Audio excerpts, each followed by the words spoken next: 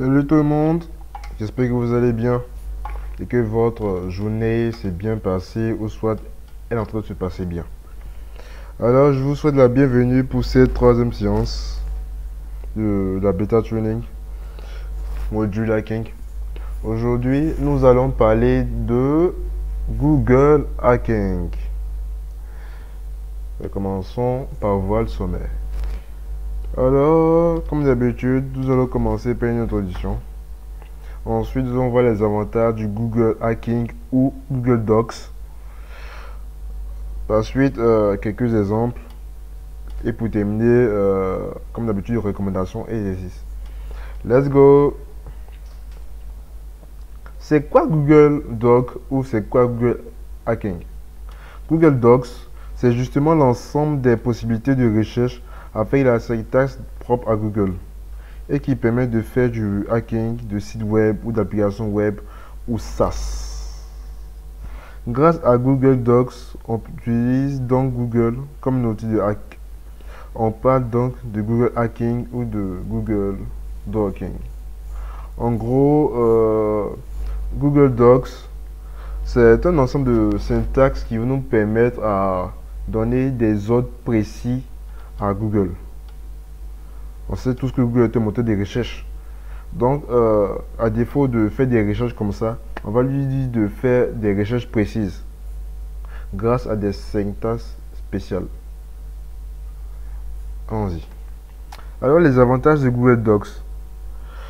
Si le premier avantage, Google Docs nous permet de trouver des informations sensibles, telles que des emails stockés en ligne, des mots de passe. Ah oui, hein, des mots de passe. Ou encore trouver des pages d'authentification d'applications web. Trouver du matériel connecté à Internet. On peut voir les caméras vidéo, les routeurs Internet, imprimantes, mais aussi les matériels industriels. Trouver des serveurs mal configurés ou installés par défaut. À ce niveau, si un serveur est mal configuré, on peut voir les composants. On peut voir les composants de ce serveur, c'est-à-dire quoi, les composants du site web. Tous les fichiers du site web, on peut le voir. Ensuite, trouver les technologies ou des outils sur le serveur web. PHP-MyAdmin, PHP-Info, zone d'administration du site, etc. Aussi, trouver des vulnérabilités qui permettent de pirater la cible. Oui. Donc ici, en gros, point que Google Docs va lui permettre de faire de la reconnaissance. Va lui permettre de, on va dire, faire de la reconnaissance, avoir plus d'informations sur sa victime, sans même utiliser d'outils concrets de piratage ou de hacking. Ok. Là, nous allons voir quelques exemples de Google Docs ou Google Hacking. Pour commencer, nous avons comme premier exemple les cotes ou les guillemets. Voilà, les deux traits. Oh merde, excusez, les deux traits. Alors, si nous nous rendons sur Google et que nous entrons comme recherche les outils de hacking et que nous mettons entre guillemets, alors en réalité, on dit à Google de rechercher les pages contenant précisément le groupe de mots, les outils de hacking. Est-ce que vous comprenez? Ici, Google va chercher précisément le groupe de mots, les outils de hacking. Par contre, si on fait une recherche Google et qu'on ne met pas les guillemets, Google, qu'est-ce qu'il va faire? Il va chercher les pages contenant le mot les ou le mot outil ou le mot de ou le mot hacking. Et c'est ça la différence. Donc lorsqu'on va mettre des guillemets, Google va chercher les pages web, ce groupe de mots, les outils de hacking. Voilà, c'est ce groupe de mots qu'il va chercher. Donc lorsqu'il va trouver ça dans les pages, il va vous ramener ces pages-là. Ensuite, nous avons la syntaxe entitle. La syntaxe entitle. Alors, cette syntaxe va nous permettre de rechercher, de faire des recherches au niveau des titres. Exemple, si on met entitle, les vulnérabilités web, En réalité, on dit à Google de rechercher les pages dont le titre est les vulnérabilités web. Tout simplement. Vous voyez, c'est soft. Ensuite, nous avons la syntaxe in URL. Comme l'exemple, on a in URL / login.php. Ici, on dit à Google de rechercher les pages dont l'URL contient /login.php. Comme autre syntaxe, nous avons file type $txt license key. Ici, la syntaxe file type nous permet de faire des recherches au niveau du type de fichier. Ici, le type de fichier qu'on cherche, c'est le fichier txt. Ici, c'est le fichier texte. Alors ici, on dit à Google de rechercher des fichiers de type texte de clés de licence sur différents sites web. Voilà. Donc là, c'est quelques syntaxes de Google Docs ou Google Hacking. Or, il y a d'autres, hein, donc je vous invite à chercher. Alors, nous allons faire une petite pratique pour voir réellement qu'est-ce qui se passe. Bon là, nous nous trouvons dans un navigateur. Bon, moi j'utilise Firefox. Hein. Alors, on va se rendre sur Google. Google.com. Bon, peu importe. Alors, le premier Google Docs que j'ai utilisé sont les double quotes. Là, je vous ai dit que si nous faisons une recherche, exemple, les outils de hacking. Bof. Les outils de hacking. Que nous recherchons. Ici, Google nous affiche les pages qui contiennent le mot les ou le mot outil ou le mot de ou le mot hacking. Voilà. Vous voyez, si vous regardez bien, c'est un gras. Il a vu outil. Il a vu outil. Il voit hacker. Bon, hacker, c'est semblable à hacking. Donc, en fait, ce sont les mots qu'il cherche. Vous voyez, ce sont les mots qu'il cherche. Outil. Voilà, ce sont les mots qu'il cherche. Soit il cherche le mot les, ou outil, ou de, ou hacking. Bon, vu que les, bon, c'est un déterminant, donc il prend pas vraiment compte ça. Donc il ne met pas en gras. Vous voyez, il se focalise plus sur le mot outil ou hacking. Par contre, si nous utilisons notre syntaxe Google Doc avec les guillemets, ici on voit que il cherche le groupe de mots, les outils de hacking. Si vous regardez bien, c'est mis en gras. Il a cherché le groupe de mots, les outils de hacking, les outils de hacking, les outils de hacking.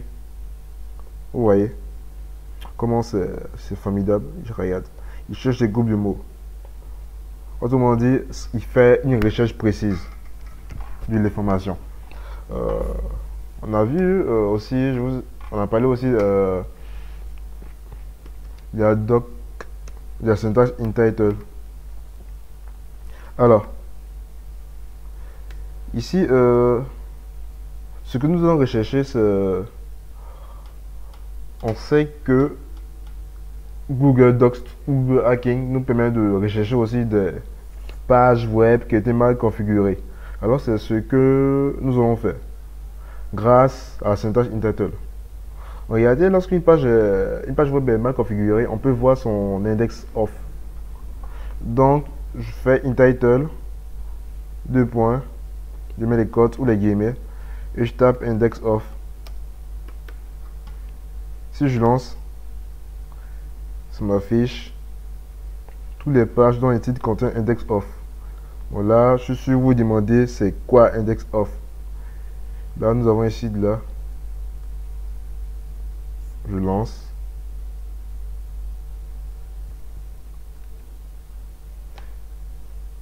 Et là, voilà comment ça s'affiche.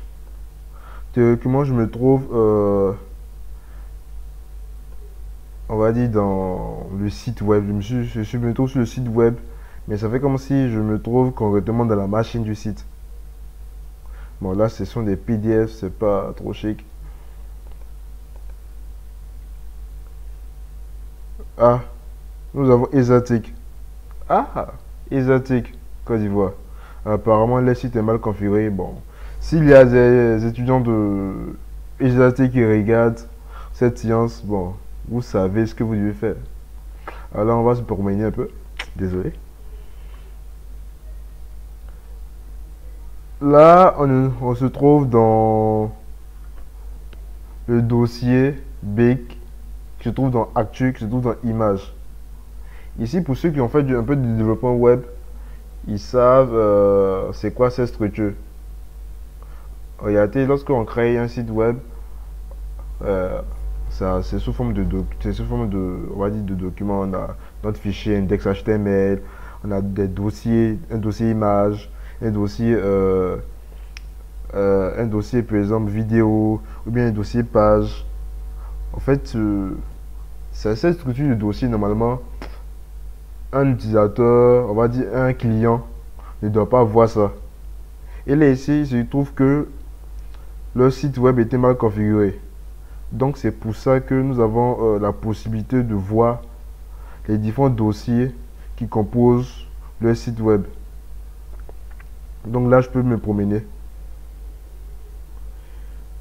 Là, je suis arrivé dans Actu. Je descends encore. J'arrive dans Image. Apparemment, Image ne réagit pas bien. Bon. Bon, je vais vite télécharger une photo. Bon, c'est une école, je trouve qu'ils n'ont rien d'intéressant. Là, on peut aller voir sur d'autres sites web. Ah, INP. Apparemment, toutes les universités de Côte d'Ivoire. Alors, allons faire tout. Et pour eux-mêmes, c'est grave. On commence avec le www. Là, je peux me promener dans les différents dossiers. Là, j'atterris ici. Non, email. Ok, j'atterris ici.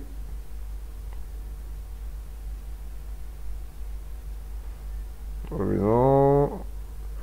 Et là encore, toujours INP. Oh, désolé, hein, les gars de l'INP. J'ai rien contre vous, mais c'est ça, c'est la vie. Là, on voit carrément tout ce qui est composé tous les composants du doc.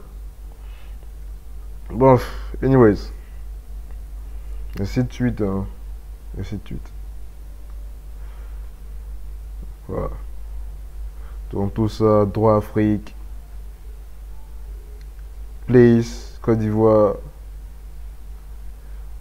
Oh, wow. Là pour place Côte d'Ivoire, c'est plus.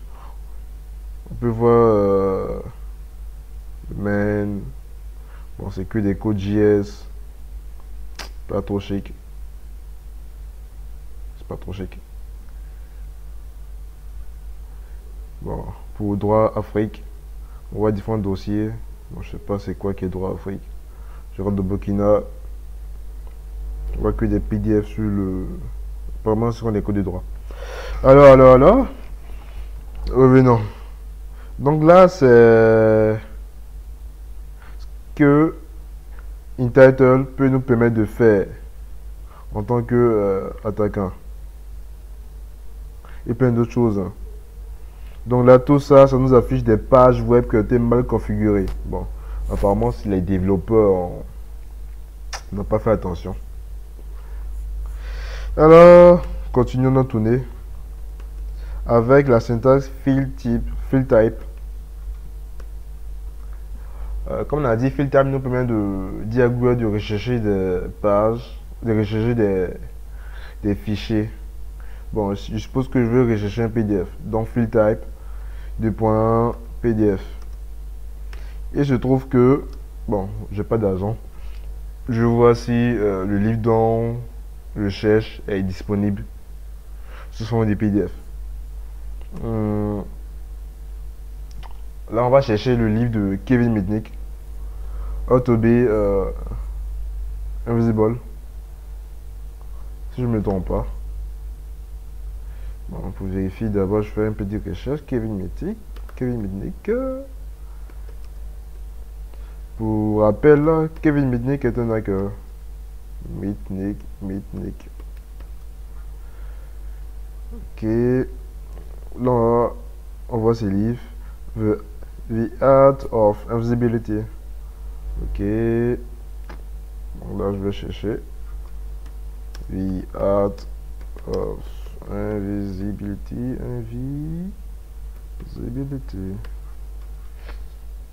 Oh, super. Un peu, ça me sort ça. Alors là, regardez bien, j'ai cherché un fichier, des fichiers de type PDF. Et là, on met ici PDF.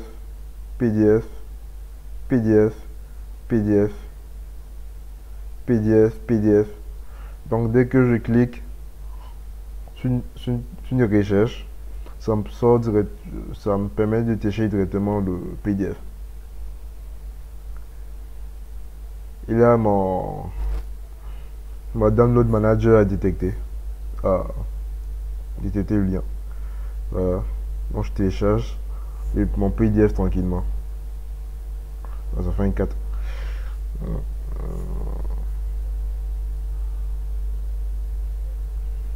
Ça prend un peu de temps. J'ouvre.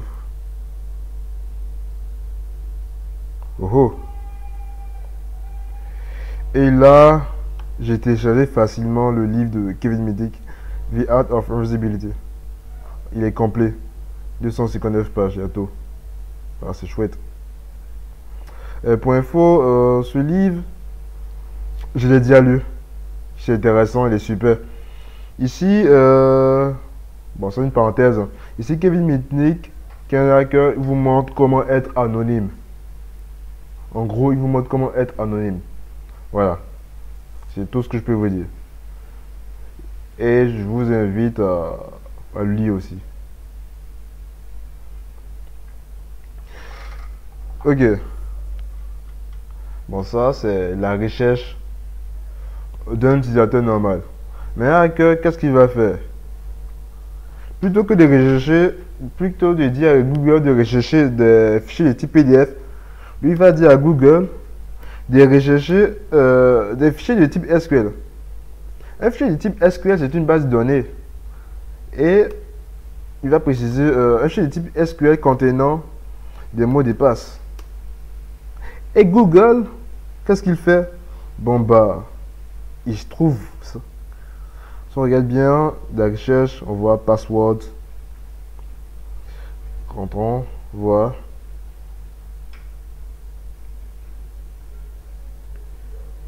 on se promène un peu. Intershop. Allons-y. Et là, regardez, j'ai un fichier SQL. Ouais, c'est un fichier SQL. FinUser, c'est un fichier SQL, c'est une base de données. Donc là, je vois les différents champs. User, password, numpeg, email, first name, last name. Et là, bon, apparemment, on dirait que c'est un fichier de test. On dirait que c'est une base de données de test. Vu que le mec, il a mis 1, 2, 3, ABCD. Donc, on va bouger rapidement de là. C'est pas intéressant pour nous. Par contre, sur une test shop, lorsque nous regardons, si on a des informations, hein. Si nous regardons,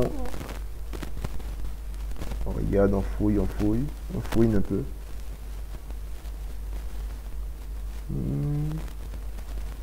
Oh, ce n'est pas intéressant. N'en fait pas courage. On va sur un autre site. Bon, pas comme. On va ouvrir plusieurs sites et voir les bases de données que Google a indexées. Je sais pas, Bucket. Postfix.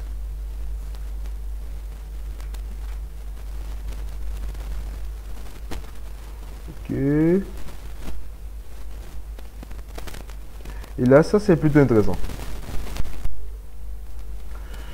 Là, on voit les différents champs de la base de données. ID, name, adresse, blablabla, password, email. Flavio, Ave Joa Nerves, Campus, Santa Monica, MG. On voit ici son adresse mail.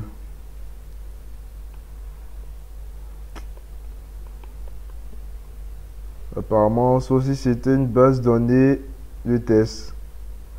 Ah. Ça c'est du Google, ça c'est du GitLab. C'est pas intéressant. Vas-y.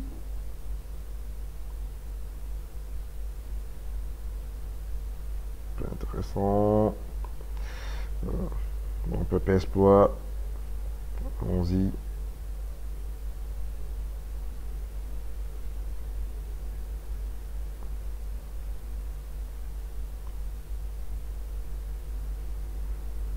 Il y a trop de Git.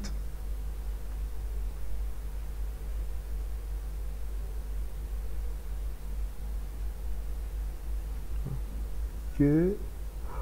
On voit les différentes tables, table employée. Bon, ici il crée la table employée. Maintenant on va voir le contenu. Oh, enfin, quelque chose d'intéressant. Ça c'est store, le computer. Apparemment ici, dans cette base de données, on a l'ID, board type. ID, MAC address, store ID. Donc l'ID, Cameroun, computer 1, l'adresse MAC, le store ID. Ah bon, on a l'impression que c'était une boutique en ligne. Bon, plus ou moins. Mais continuons. Ok, employé.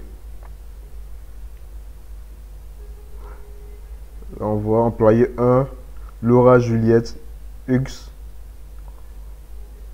Bon, apparemment ça c'est le modèle employé. Je ne sais pas qu'est-ce que c'est. Non, plutôt c'est son numéro de téléphone. Haha, on a eu son numéro de téléphone. J'espère que vous n'allez pas l'appeler. Ok. Employé 2, David Bugest. On a son numéro de téléphone. Employé Cameron. Cameron Dumas. Son numéro de téléphone. Vous voyez comment c'est génial. Et là, les customers, les clients. Nicolas Brown. Son numéro de téléphone. Son adresse mail en plus. Hein. Son adresse, on va dire son lieu de localisation, son quartier, quoi, son adresse. Ensuite, le dernier champ, c'est un password. Bon, je sais pas pourquoi 1, 2, 3, 4. On a un autre client, Camery Meryl, son adresse mail, son numéro, sa géolocalisation. Ah, vous voyez ça. Là, ça c'est une base de données riche. Donc vous voyez, on a tout ça qui est là. Bon. Donc libre à la personne qui trouve ça de faire ce qu'il veut. Soit il fait il passe en black hat ou en white hat ou bon bref, il passe en grey hat. Donc là, vous voyez le danger de l'utilisation de Google Docs. Qu'est-ce qu'un hacker peut faire avec Google Docs sans utiliser un outil, hein, avec juste Google. Google qui a été monté des recherches. Ça va, il est dangereux. Donc là, voyons. Je pense que on va s'arrêter ici. Donc je vous invite à continuer à utiliser cet Google Docs pour découvrir par vous-même d'autres syntaxes et autres. Okay. Bon, revenons à notre PowerPoint. Oh. Ok. Là, quelques recommandations. Comme d'habitude, ne fuyez pas l'anglais. Don't be fake. Je vous invite à être sur Twitter. Là-bas, il y a vraiment plein d'actualités en cybersécurité et autres. Comme j'ai dit, vous pouvez même causer, avoir la chance de causer avec un hacker ou un expert en cybersécurité. Alors, je vous invite à approfondir vos acquis sur Google Docs. Ah, merci d'avoir regardé cette vidéo. Merci d'avoir assisté à cette séance. Merci, vraiment. Alors, je tiens à vous informer que la bêta training est bientôt terminée et la formation qui va suivre sera la bêta premium où nous allons approfondir les thèmes que nous avons vus durant la bêta training et voir d'autres choses vraiment intéressantes. Et là, dans la bêta premium module hacking, nous allons vraiment faire un deep. Nous allons vraiment toucher, nous allons vraiment se mettre dans la peau d'un hacker. Franchement, je vous incite à nous rejoindre. Et là, la bêta premium, elle n'est pas gratuite. Ah, je suis désolé, vous allez devoir faire un sacrifice. Ça sera juste la modique somme de 5000 francs pour participer à la bêta premium. Pour plus d'informations, je vous invite à rejoindre notre groupe WhatsApp qui se trouve dans le lien de la vidéo, dans la description de la vidéo plutôt. Alors, votre exercice, si vous avez des questions, je vous invite à les poser, que ce soit sur le groupe WhatsApp ou en commentaire. Et bah, c'est tout. Alors, comme exercice, je vous invite à visiter ce lien, ce site. Enfin, sur ce site web va vous montrer d'autres syntaxes de Google Docs. Voilà. Donc, ça vous permet d'approfondir vos connaissances sur Google Docs. Et j'espère que vous n'allez pas faire du mal. Alors, merci d'avoir été là. Et je vous dis à très bientôt. Sayonara.